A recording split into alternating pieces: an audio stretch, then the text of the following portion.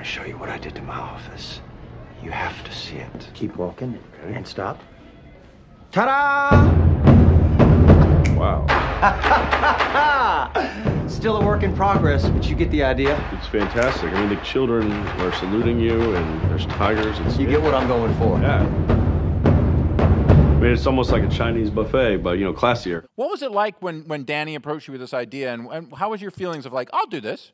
Well, I think for every actor, you kind of look around and you look at the landscape of other actors and you think, God, I would love to work with him or with her, and given an opportunity, I think something special could happen. And I actually went in and I auditioned for a role on Eastbound and Down. Oh, really? Yeah, I did. Yeah, and I had braces, at the time, and I walked in and they were like, it was me and 5 comedians from Saturday Night Live.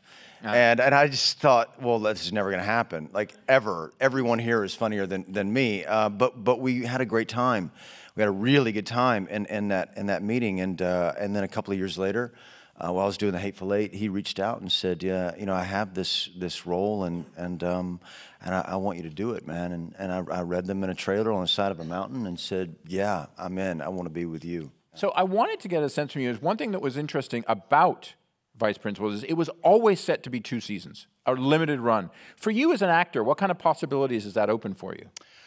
Well, because you're kind of making art in a vacuum, you're not influenced by an outside perspective. It doesn't, like, in between like a season, you're not trying to recalibrate kind of your performance or your writing to appease an audience. You're just on an island. And for better or for worse, this is the story that we're telling, and it's going to be finished in its entirety before anyone sees it.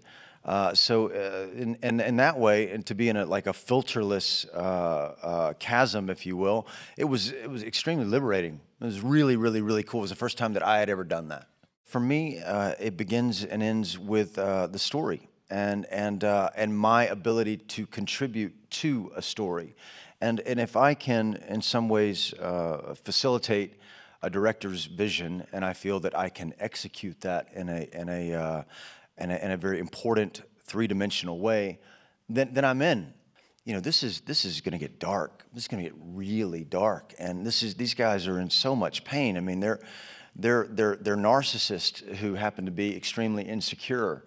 And Vice Principals. Yeah, and Vice Principals, which right? hits everyone in the heart hard. Yeah, you know that right. guy. Something that we can all kind of relate to. But yeah, the season 1 was about who these guys are, and season 2 was about why they are who they are.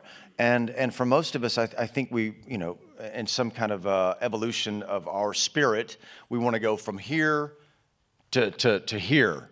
But for these guys, they were never intended to be good guys. They just, Danny and Jody and David really wanted to explore people that were horrible. And at the end of it, in the last frames of this experience, it was about just stepping outside of yourself and looking at the other person and taking their feelings into consideration.